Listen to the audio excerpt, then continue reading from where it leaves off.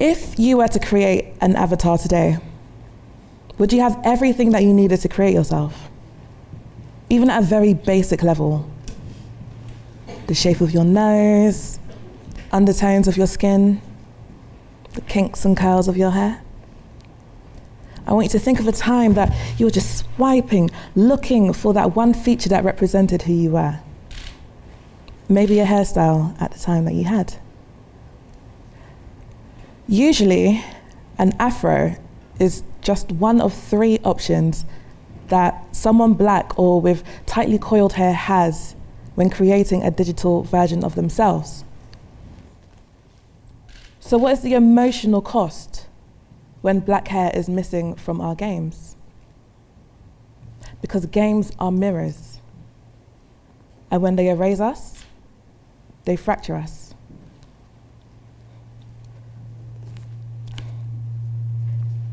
It wasn't until adulthood that I realized one of my early childhood memories was quite indicative of how I was beginning to shape my identity, as well as my growing awareness of how the world saw me.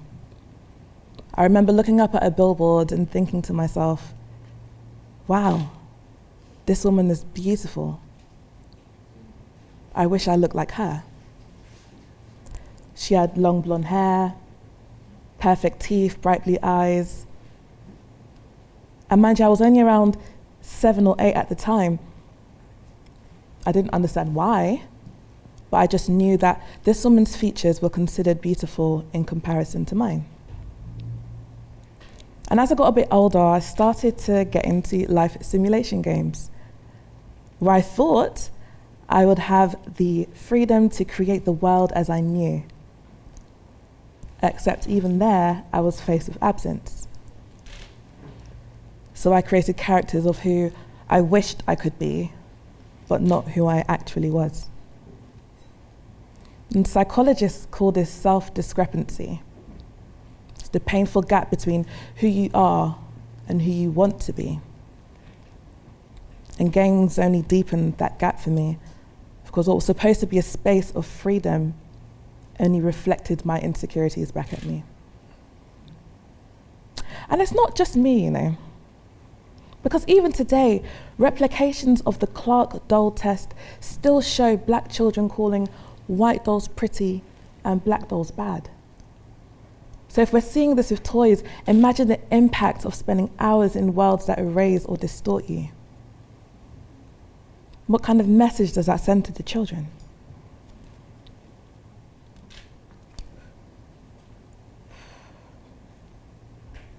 People ask me, why does it matter? It's just games. It's just pixels. But games are becoming spaces where identity is rehearsed.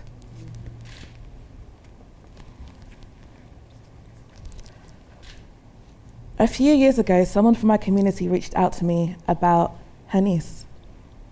And she sent me this message about a child who hated how she looked until she saw a hairstyle that I created for The Sims that looked like hers. And this brought her to tears. Can you imagine the sheer overwhelm that this child must have felt finally being able to create herself? To feel seen is to feel loved. And when games don't see us, they distort how we begin to see ourselves. Because games are mirrors.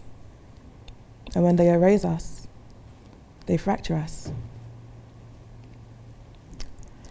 Studies have shown that children are gaming younger than ever, some starting as young as 1. And by adolescence, more than 90% are playing daily. I've seen what happens when a black child's only options are an afro, one style of cane raise, or the infamous Killmonger locks. These studies are showing that games are becoming some of the very first mirrors that children are using to understand themselves. The message, when they don't see themselves, only tells them that who you are, how you look, Your lived experiences do not matter. I saw myself in that lady's niece, which is why I challenged myself to teach myself how to create black hair for games. Because I didn't want children with hair like hers, hair like mine, to grow up in a world playing the games that they love where they did not see themselves, the most authentic versions of themselves reflected on the screen, and only seeing fractured versions of themselves.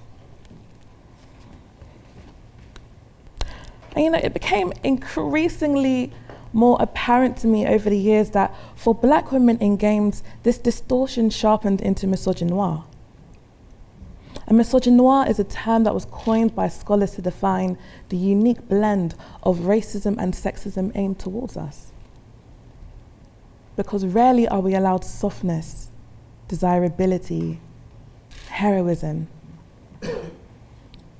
Instead, we're painted through a more masculine lens, sexualized as objects, or just pushed into the background as unplayable characters.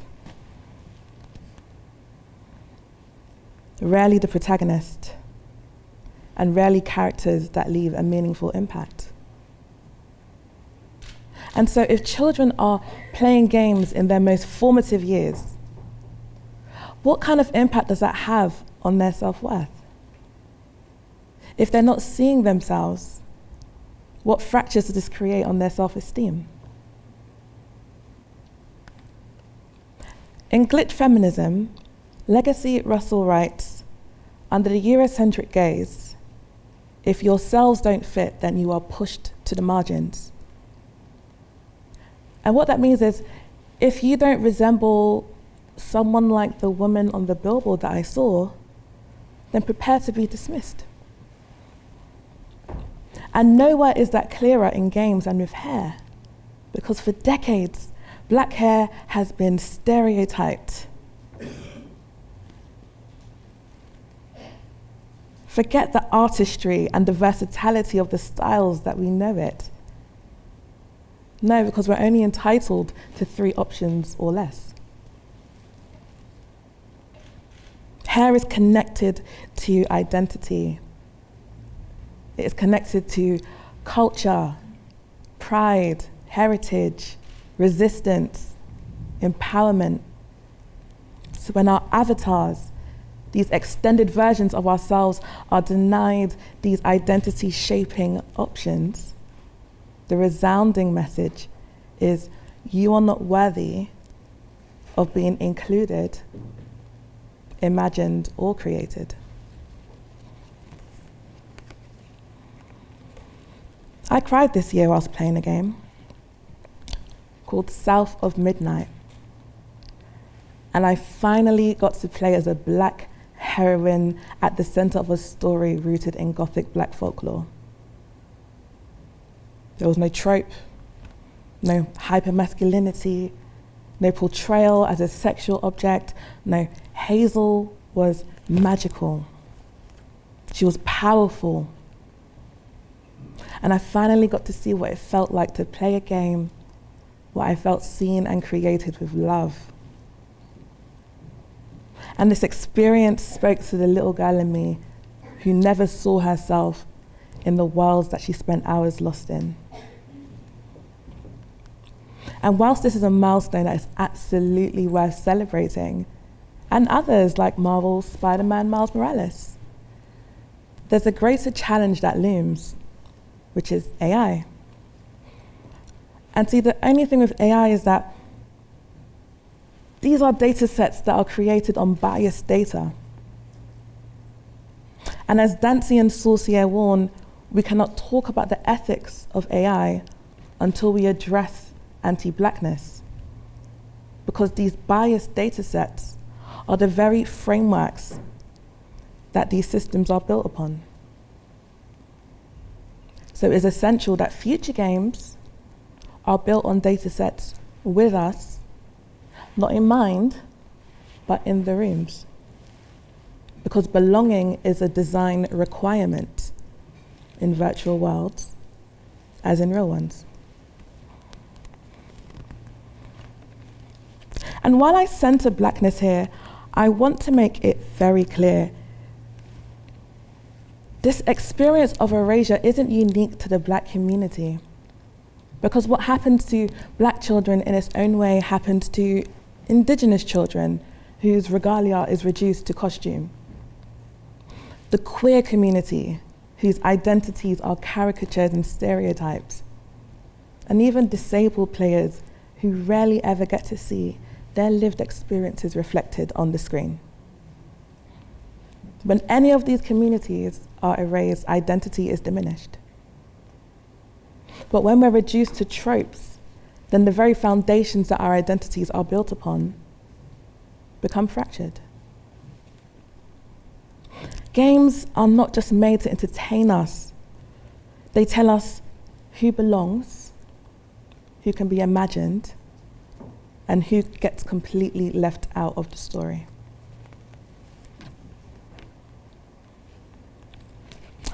And I began to question, how is it that a psychology graduate like me, with no traditional experience or education in game design, could do the impossible? How is it that I was able to accomplish what AAA studios couldn't? Which was bring representative styles to black gamers who deserve to see themselves in games. I taught myself how to make black hairs to prove a point. If I could do it, then there was no excuse.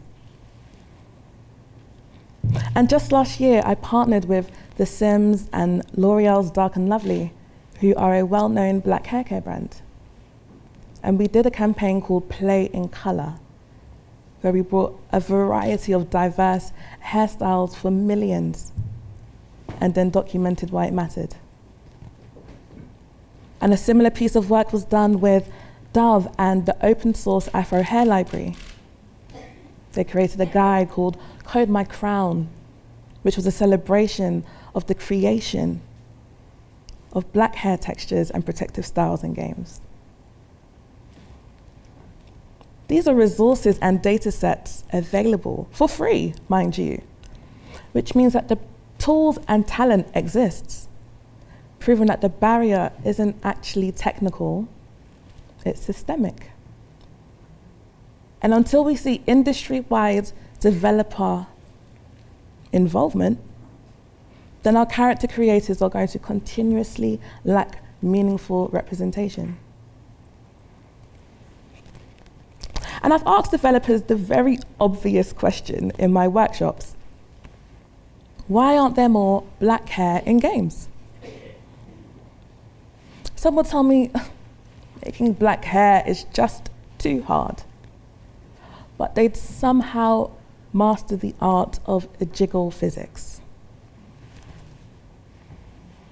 Others, I wasn't allowed to use a video, so I had to.